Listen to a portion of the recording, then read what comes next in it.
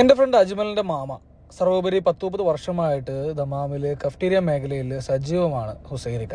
അദ്ദേഹത്തിൻ്റെ 26ാമത് വിവാഹ വാർഷികത്തിനോടനുബന്ധിച്ച് പുള്ളിക്കാരൻ്റെ വൈഫും അജ്മലും കൂടെ ഒരു സർപ്രൈസ് കൊടുക്കാൻ പ്ലാൻ ഇട്ടതാണ്.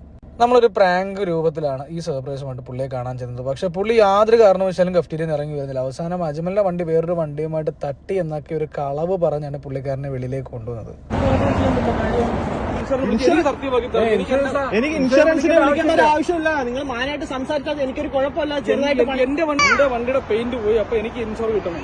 എന്റെ പൈസ മുടക്കാൻ പറ്റത്തില്ല. അത് നമ്മളോട് പറയുന്നതിനാ. എന്റെ വണ്ടിയുടെ പെയിന്റ് പോയി, എനിക്ക് ഇൻഷുർ കിട്ടണം.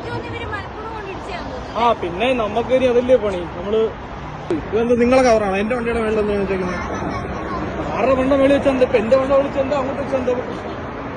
നിങ്ങൾ പോ, ഡ്യൂട്ടിക്കുള്ളവര്. നീ എന്റെ വണ്ടിക്കകത്ത് വെച്ചോ, നിങ്ങളുടെ വണ്ടിക്കകത്ത് വെക്കണ്ട. നിങ്ങളുടെ വണ്ടി വെച്ചിട്ടുണ്ടെങ്കിൽ ഇപ്പൊ എന്തായാലും ഇന്ന് പറ്റിക്കഴിഞ്ഞാൽ ഇതിന് വെറുതെ പ്രശ്നമാണ്.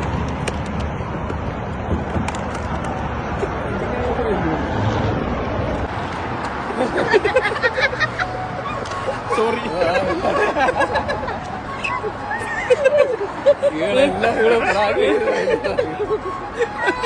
ക്ഷമിക്കണം. സോറി. വൈഫും മരുമോട് ചെയ്തു.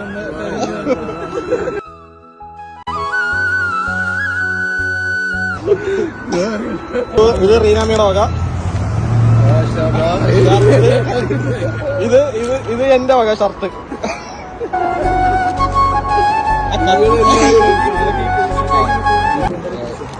കേക്ക് ഇത് വല്ലവരെ വണ്ടിയാ. ഇദ്ദേഹത്തിന്റെ സംസാര രീതിയും ഇടപെടലുമൊക്കെ കണ്ടപ്പോൾ ഈ ഒരു പ്രാങ്ക് പിന്നെയും വലിച്ചു നീട്ടാൻ തോന്നിയില്ല. ഒരു സാധു മനുഷ്യൻ. പരസ്പരം കണ്ടതിൽ സന്തോഷം പങ്കുവച്ച് ഞങ്ങൾ യാത്ര പറഞ്ഞ് കഫ്റ്റീരിയയിൽ നിന്ന് ഇറങ്ങി.